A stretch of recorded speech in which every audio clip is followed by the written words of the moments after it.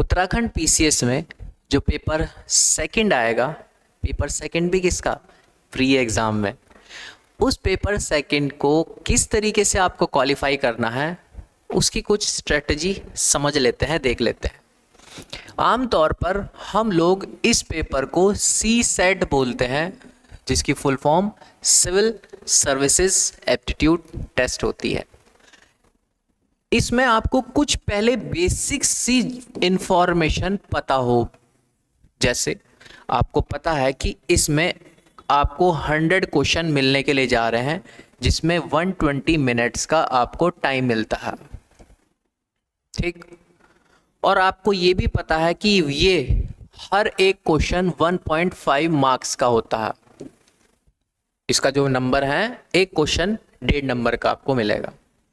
But अभी हम marks पर बात नहीं कर रहे हैं, हम क्वेश्चंस पर बात कर रहे हैं। आपको ये जो क्वेश्चन पेपर है ये सिर्फ क्वालिफाई करना है, मतलब आपको इसमें इतनी मेहनत करनी है कि आप इसकी जो क्वालिफाइंग की जो लाइन है 33%, हम 35% मान लेते हैं उसको, 35% की जो लाइन है उसको आप पार कर जाएं, बस इतनी मेहनत आपको करनी है। बट हम 34, 33, 35 पर बात नहीं, हम बात कर रहे हैं कि आपको 40 क्वेश्चन पर काम करना है। ये 40 क्वेश्चन वो जो राइट है, इसमें रॉन्ग जोड़ नहीं रहे हम। और जब आपकी परफेक्शन इतनी हो जाती है कि मुझको 100 में से सिर्फ 40 वो क्वेश्चन देखने हैं जिनको 100% मैं सही कर सकूं, तो आराम से आप इसको क्वालिफाइंग कर सकते हैं। इन 40 क्वेश्चन के लिए हम 120 नहीं 110 मिनट मानते हैं। क्यों? क्योंकि आपको 10 मिनट आपकी अटेंडेंस वगैरह शीट्स को फुलफिल करने में भी लग जाते हैं। अगर ध्यान से देखा जाए, इन 40 क्वेश्चन में एक क्वेश्चन का जो एवरेज औसत आता है तो अप्रॉक्स 2.75 मिनट आपको एक क्वेश्चन सॉल्व करने के लिए मिलेगी, जो मोर देन सफिशिएंट है। समझे? अब ये तो आपके माइंड में एक क्लियर कट चीज होनी चाहिए कि यार मुझे इस तरीके से काम करना है, मेरे परफेक्शन पर अगर मैं पहुंचूं तो मैं आराम से इसको क्वालिफाई कर सकता हूं। अब इसमें भी जैसे आपको पता है कि जो हमारे पास 100 क्वेश्चंस हैं, हमारे कमीशन ने बोला है कि ये 100 क्वेश्चन आपके यूनिट 1 से 80 क्वेश्चन आएंगे और जो यूनिट 2 है उससे 20 क्वेश्चन आएंगे। और ये जो 20 क्वेश्चन है इसके भी 2 पार्ट हैं, एक हिंदी वाला पोर्शन आपके सामने आएगा और एक इंग्लिश वाला पोर्शन, जिससे 10 क्वेश्चन आपके सामने नज़र आएंगे आपको। और जो हिंदी मीडियम की बेल्ट के बच्चे हैं आराम से इस पोर्शन में 7 से 8 क्वेश्चन करेक्ट कर जाते हैं, और जो इंग्लिश मीडियम की बेल्ट का बच्चा है वो आराम से 7 to 8 क्वेश्चन यहाँ से आराम से कर जाता है। मतलब आपकी प्रायोरिटी आपको कुछ समझ में आ रही होगी कि अगर आप इस एरिया पर हिट करें तो आराम से आप यहाँ से इतने नंबर तो ले सकते हैं। हम यहाँ पर 8 क्वेश्चन नहीं, हम एवरेज यहाँ इस 20 में से ऐसा मान लेते हैं कि आपने इन दोनों पोर्शन में से ज़्यादा टोटल ही 8 क्वेश्चन यहाँ से अपने निकाल दिए हैं। मैं इस 20 में से इंग्लिश और हिंदी दोनों की बात कर रहा हूँ। आपके पास 32 क्वेश्चन का ग्राफ बचता है, जहाँ से आपको 80 में से 32 क्वेश्चन पर काम करना है। और इन 80 क्वेश्चन में भी अगर देखा जाए तो आपके पास मैथ्स एंड रीजनिंग का पोर्शन आपके सामने आएगा। आपको अब हिटिंग पॉइंट आपके सामने पता है कि यार इस वाले एरिया से मुझे एटलीस्ट मेरे परफेक्शन से इतने तो मार्क्स मुझको लाने ही पड़ेंगे। तो अब यहाँ से मार्क्स किस तरीके से निकाले जाएं, क्या आपकी स्ट्रेटेजी हो, हम उसके ऊपर बात करते हैं। देखो, जब हम लोग बात करते हैं इस 80 क्वेश्चन के पोर्शन पर, तो आपको कुछ चीज़ें काम करना पड़ता है। जैसे आपको सबसे पहले पता हो कि आपका सिलेबस क्या है, सिलेबस के अंदर बेसिकली आपके जो टॉपिक हैं वो टॉपिक क्या क्या है। ये तो आपको एटलीस्ट इतनी तो बात आपको पता होनी चाहिए। आप अगर प्रिपरेशन कर रहे हैं तो आपकी टेबल पर इसका सिलेबस होना मैंडेटरी है।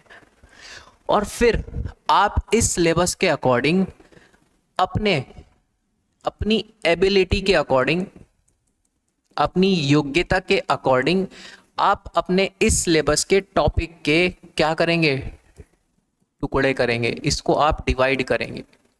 डिवाइड कैसे करेंगे कि इसमें वो आप कुछ क्वेश्चन निकालेंगे, सॉरी कुछ टॉपिक ऐसे निकालेंगे जो मैथ्स के ऐसे टॉपिक जिनमें आपकी पकड़ अच्छी है, आप इनमें से वो सेलेक्टिव 1 2 3 करके टॉपिक निकाल दें। यार ये टॉपिक तो मैं आराम से कर सकता हूँ या फिर कर सकती हूँ। फिर आप इसी के अंदर कुछ ऐसे वर्बल रीजनिंग के टॉपिक निकालेंगे, कुछ आप इसमें से लॉजिकल रीजनिंग के क्वेश्चन निकालेंगे, और कुछ जैसे मैंने आपको बताया है वो हिंदी एंड इंग्लिश का जो पोर्शन है उसमें आप देखेंगे कि जैसे हिंदी और हिंदी में देखा जाए प्रत्यय क्या होता है, उपसर्ग क्या होता है, जैसी चीज़ें जो आप लोग अपने सिलेबस में देखते हैं। उस तरफ आप देखेंगे कि भाई नाउन प्रोनाउन क्या होते हैं या फिर एंटोनियम सिनोनियम्स क्या होते हैं, वो सब अपोजिट वर्ड वगैरह, वन वर्ड, वो आप अपनी एक तरीके से एबिलिटी में या फिर अपने इंटरेस्ट के अकॉर्डिंग उन चीज़ों को आप हिट करेंगे। जब आप अपने इंटरेस्ट के अकॉर्डिंग इनके सब डिवीज़न निकाल देंगे कि यार इसमें से ये टॉपिक मुझे बहुत अच्छा लगता है, बहुत अच्छा लगता है, तो फिर उस पर काम करना शुरू करना है। यहाँ से फिर आप अपने टॉपिक्स की छटनी करेंगे। और ध्यान रखना इस पूरे पोर्शन में अगर रीजनिंग में टोटल में मतलब 80 क्वेश्चन के ग्राफ में अगर मैं बात करूं तो आपके एग्जाम में टॉपिक कम्युनिकेशन,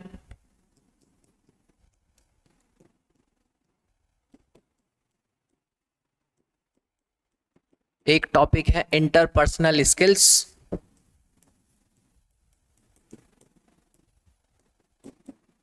और एक टॉपिक है डिसीजन मेकिंग।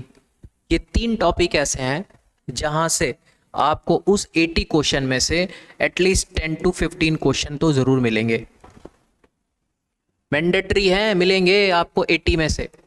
तो आपको ये ऐसे टॉपिक हैं जिनकी कोई विशेष पढ़ाई नहीं है, लेकिन हाँ एक सामान्य सी जानकारी, एक मोटा सा ज्ञान आप लेकर के यहाँ से इन 10 से 15 क्वेश्चन पे अच्छा स्कोर कर सकते हैं।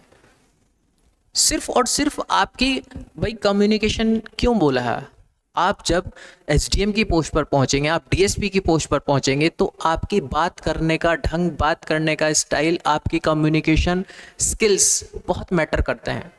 आप वो मैसेज अपने सामने बैठे हुए लोगों तक पहुंचा भी पा रहे हो या नहीं, कम्युनिकेशन स्किल्स बहुत मस्ट है। इंटरपर्सनल स्किल्स, किस तरीके से आपकी वार्तालाप हो रही है, आपको कम्युनिकेशन के बारे में ज्ञान पता हो। इंटरपर्सनल स्किल्स, आपको लोगों के बीच में संवाद करने का पता हो, कब कहाँ क्या बात करनी है। डिसीजन मेकिंग, आपको ये काम तो इस पोस्ट पर बैठ के सारी उम्र करना ही है, आप एक बड़े डिसीजन मेकर के रूप में आप उस पोस्ट पर जा रहे हैं, तो यहाँ से तो क्वेश्चन पूछने मैंडेटरी हैं, बनेंगे ही बनेंगे। तो अब उसके लिए अब देखो एग्जामिनर प्रायोरिटी रखता है अपनी, तो एग्जामिनर की प्रायोरिटी के अकॉर्डिंग चलो भाई। इन 3 टॉपिक में अगर आपको आते भी हैं, ठीक नहीं आते हैं, तो यूट्यूब पर जाओ, बहुत सारे बहुत अच्छे अच्छे एजुकेटर हैं जिन्होंने स्पेशल से कम्युनिकेशन टॉपिक पर बहुत अच्छा लेक्चर बनाया। 2 घंटे उसको ही दे दो, 2 घंटे इंटरपर्सनल स्किल्स को दे दो, अपने खुद के नोट्स बना दो। डिसीजन मेकिंग प्रोसेस में देख लो भाई किन किन चीज़ों को हम लोग को काम करना चाहिए, क्या क्या चीज़ें हम लोगों को डिसीजन लेते समय देखनी चाहिए, हम लोग को अपना कॉन्स्टिट्यूशन देखना चाहिए, हम लोग को इमोशंस पर काम करना चाहिए, या फिर हम लोग को सोशल स्टैंड्स भी देखना चाहिए। जैसे कई सारी चीज़ें आपको नज़र आएगी कि डिसीजन मेकिंग के दौरान आपको क्या क्या करना चाहिए। तो ये क्या है, ये आपकी जब आप इसको डिवीज़न करेंगे तो आपके एग्ज़ाम में प्रायोरिटी पता चल जाएगी, और पता चल जाएगी कि आप कहाँ पर कितना अच्छा कर सकते हैं। जब आप इन चीज़ों को कैटेगराइज कर देंगे देन फिर आपका एक बड़ा जो काम होगा, सेकंड थर्ड काम, जो आपका बड़ा एक काम होगा, आपको यहाँ पर कुछ प्रीवियस ईयर क्वेश्चन पर काम करना है। और ये बात बड़ी ध्यान से समझना, आपको प्रीवियस ईयर क्वेश्चन में उत्तर प्रदेश पीसीएस के लास्ट जो 5 क्वेश्चन पेपर उत्तर प्रदेश आयोग ने कंडक्ट कराए हैं उसका स्पेशल से सी सेट पोर्शन आपको ज़रूर लगाना है, क्योंकि अब आप देखना सिलेबस दोनों का लगभग एक तरीके से कर दिया है और ये पोर्शन तो बहुत अच्छे से उसमें आपको करना है प्रैक्टिस के लिए।